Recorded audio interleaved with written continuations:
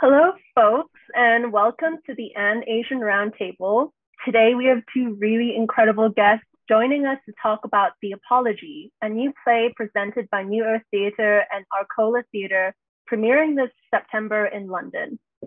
Based on the true accounts of comfort women of the Second World War, the play takes a macro and micro perspective of this historical atrocity in order to assess the larger geopolitical consequences of prioritizing public record over individual trauma. As a trigger warning, today's episode will contain themes of sexual assault and viewer discretion is advised. My name is Yin Ting Lau. I help lead content creation and arts coverage at An Asian, and I'm an immigrant living in New York City by way of Hong Kong and the UK. And now I'll pass it on to Kumiko and Kyo to introduce themselves. Hi, my name's Kumiko Mendl, and I am dual heritage Japanese, German/Jewish. And I was brought up in the UK, and I am the artistic director of New Earth Theatre. We are a theatre company led by East and Southeast Asian heritage artists, and we were founded back in 1995. And it's very much our aim to bring the voices and stories of our artists and communities to audiences across the country and beyond. Hi, my name is Kyo Choi. I'm a writer, predominantly plays, and I'm South Korean through and through. I have only a South Korean passport, although I was raised outside of Korea. I'm mostly based in Portugal right now, but I did live in London for quite a while, and that is my work base. Thank you. Thank you both so much for joining us, and how all three of us came to have personal knowledge of this history. The Apology deals and centers on three different women, all dealing with this knowledge in different ways, withholding, exposing, and experiencing the rupture that comes with finally knowing. Kyo, what led you to center onto these three different perspectives for your play? Oh, that's a very good question. In fact, the original story didn't. And, through the professional writers program, I had a wonderful dramaturg, Caroline Jester. The play had gone through many permutations before I ended up with these three final main characters. And I was saying that, in fact, just to slightly correct what you said, Ting, one of the main characters, Yuna, in fact, had not known her entire adult life that her mother was a comfort woman. So one of the journeys that she goes on in the play is really trying to extract the truth from her father, who's been covering it up, throughout her adult life and her childhood, obviously. And that is essentially one of the themes of the play, is the uncovering of truths, and not just on a government or on a bigger political scale, but also on a family scale. And I think about that a lot, because I remember when I was walking with a friend when I just started writing this play, and we were walking in a park, and I was telling my friend about the play that I wanted to write and about comfort women and who they were. And she looked at me and she said, well, what about your mother? She would have been living in South Korea at the time. Could she have been one of them? And I was absolutely shocked by her question. And I immediately said, no, of course not. Don't be ridiculous.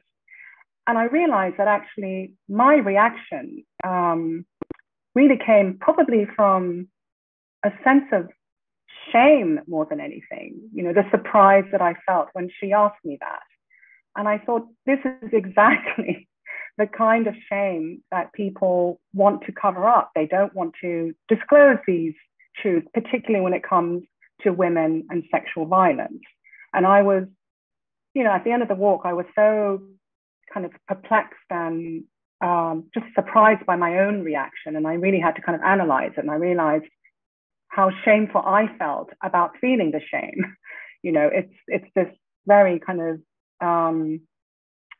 strange feeling to have, especially as a writer, when you're constantly trying to analyze things and understand the significance of things. And yet, when you're, you know, kind of bearing the brunt of it, it completely catches you by surprise. And I realized that, well, this is also one of the very important themes of the play, is the reason why it could be covered up for so long, not just on a bigger scale, but also on a smaller, intimate, interpersonal family scale, is this deep sense of shame that comes with, you know, with the issue.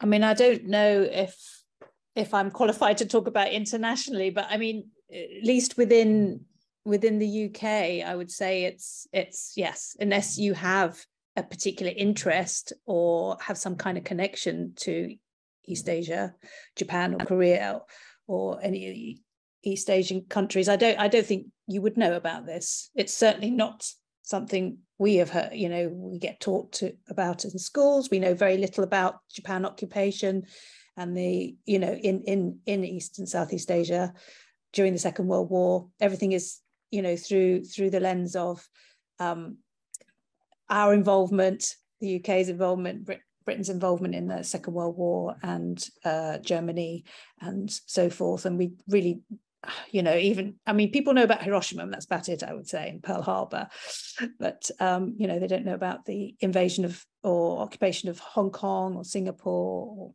Malaysia or any of these. So I think it's definitely, yes, something that people are really interested in. I mean, they say, wow, I didn't know about this, or this sounds interesting.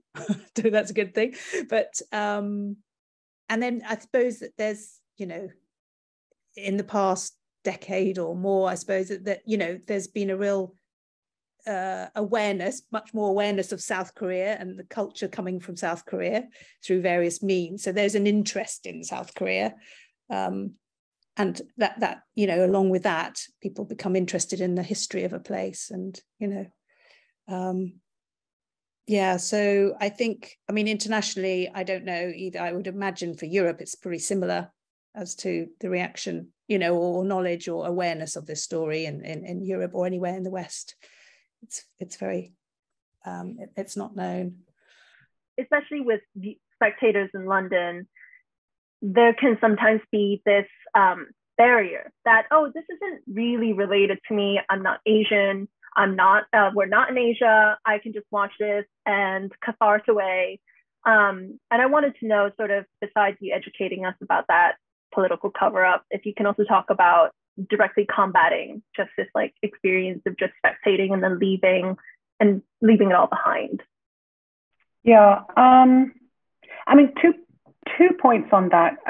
One, firstly, the Priyanka character is very much based on a real UN. Their title is Special Rapporteur, and Priyanka is based on a real Sri Lankan UN investigator called Radhika Kumaraswamy.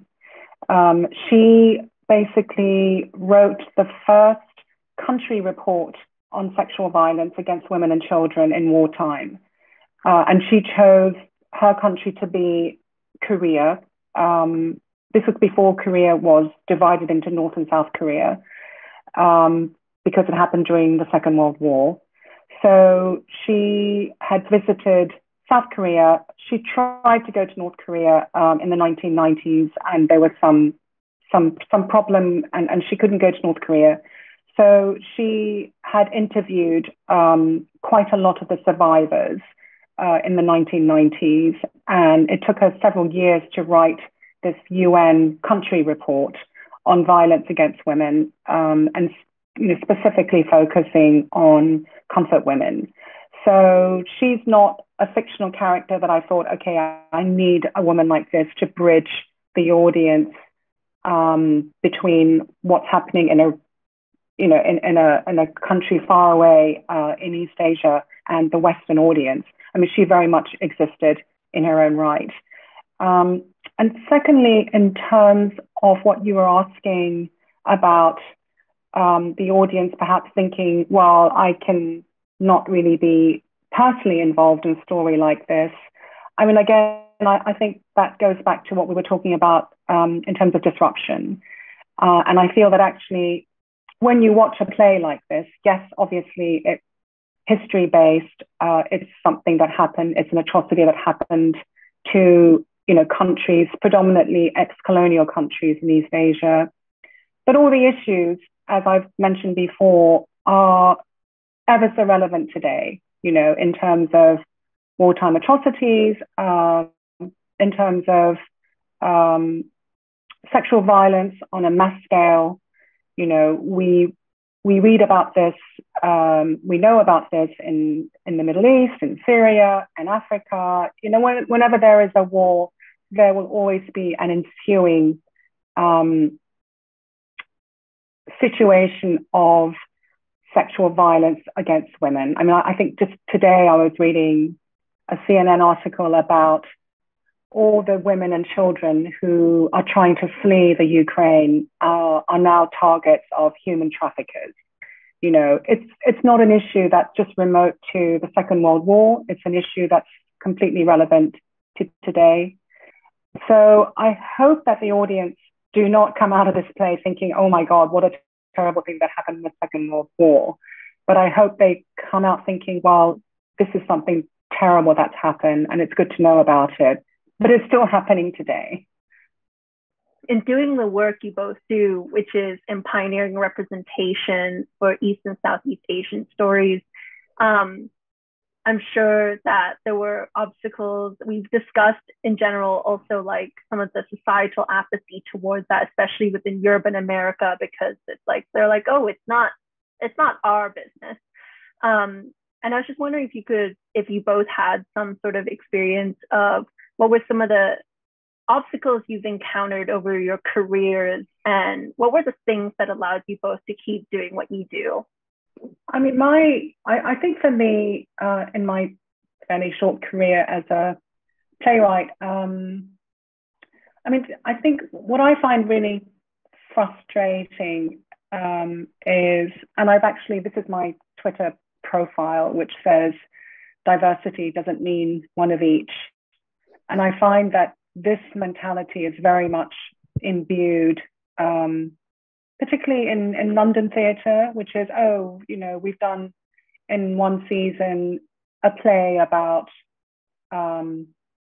people of colour, the global majority. So that's one play enough, we've done our quota. So, and I think that's still really prevalent, be it in theatre or in screen, which is, okay, well, just to fill the diversity box, we'll have one Black play, one Asian play, or one Eastern play, and that's us, that's it, we're diverse, as opposed to looking at the subject matter, the quality of the play, the quality of the writing, what the play is actually trying to say. And that's been, I think, my biggest obstacle. I mean, I can concretely think of two experiences where the artistic director or the main dramaturg has actually said to me, oh, we've already done an East Asian play, so we can't produce yours. I mean, in those very specific words. So yeah, that's, I'd say, a pretty big obstacle, right? Because I think as a writer, of course, I am Korean, I am an East Asian writer, but I consider myself first and foremost to be a writer. And I'm not just going to be only interested in writing about East Asian stories. I'm also going to be interested in other matters. And the fact that I'm still pigeonholed in that way is a huge source of angst and frustration. But in a way, I think that's what makes me persevere more, because if you just take that at face value and you accept it, then really what would you possibly be looking forward to, right? Like one play every 3 years. So in a way, I think that kind of anger, that wish to change things, I think that drives me, actually. That just makes me want to, you know, to write more and to keep knocking on the doors, and having an agent helps too, a supportive agent. Yeah. I mean, I suppose from our perspective, it has been similar actually to Kyo in the sense of being told, you know, venues have said, well, we've already had, you know, an East Asian play. It's quite rare that they have, but or you know, does it have martial arts in it? You know, you know, we've had that before. Is it, you know, they were only interested in maybe family focused shows, sort of a bit gentle, nothing too serious. I think, you know, things have shifted to an extent. There's more doors are opening. There is, and it's actually finding and developing and building those relationships with venues, because we're a touring theatre company, so we are reliant on, you know, partners, so where we can actually put the theatre piece on, and it's developing those relationships and finding people who have the same values and the same. It's also just I'm at an age where I see, you know, it is about the next generation. It is about opening up opportunities, making things possible. That's really important to me too, and that keeps me going, because I see the young people coming through who really want to get to be involved, and you can say, yes, there is a place. We make a place for ourselves. We can take up space. You know, we can use our voices, we can tell our stories, and it's really important that we do, you know. And I think, through the work we're doing, I hope that we're modelling that, as well as opening up opportunities for that younger generation. Thank you both for your really encouraging answers. And for this last bit of our roundtable, I wanted to devote this last section to the more uplifting anticipation of the Apology's imminent world premiere. So I don't know a lot about the creative and production team behind the play. So I was wondering if you could actually tell us a little bit more about that, and how has it been to work together as the cast and production team in contributing this story towards public memory? We were offered an amazing opportunity at the National Theatre, at the studio there, to workshop it. And for that, we brought in a director, Ria Parry, who worked with Kyo, and we brought in actors, and that was presented in front of many venues and invited guests. And we had a really fantastic response, really encouraging. The way that Kyo had approached the story and the way she tells it, was very, it really touched audiences. And like in a way, it was a test out in front of audiences, wasn't it? We got a really, really striking sort of reaction, I would say. And it was something I felt like, we've got to put this on. We've got to find a way of putting this on. This is so important. And particularly with the urgency, with, as you were saying, the women, are in their 90s now. The survivors are in their 90s, and those survivors less and less each year. So we have a new lighting designer. We're very keen on bringing East and Southeast Asian creatives into the team. It feels really important that we have people on board who have, there's a sort of implicit sort of understanding that we don't have to explain ourselves, and there's a camaraderie, and there's a real sense of, this is really, we're working towards a common goal, whatever, that you don't have to go through the whole sort of breaking the ice sort of thing. People really bond very quickly and work together amazingly well. And I thank you so much for going into such detail about the creative production. We're nearing the end of our time. And so I wanted to ask you, for our listeners who want to follow your future moves, can you tell them how they may find both of you online? You can follow New Earth Theatre at New Earth Theatre. That's our Twitter and Instagram handle. And I'm also on Twitter at Kumiko Mendl. And on Facebook, you can find us too under New Earth Theatre. And I'm, as Kumiko would call me, a serial Twitterer. So you can find me on Kyo Choi one. I'm not much on Facebook nor Instagram, so that's my main outlet. Thank you both so much for joining us today. And the apology runs at the Arcola Theater from the 15th of September to the 8th of October. You can book tickets to see it at arcolatheater.com. And thank you so much for joining us today at the An Asian Roundtable.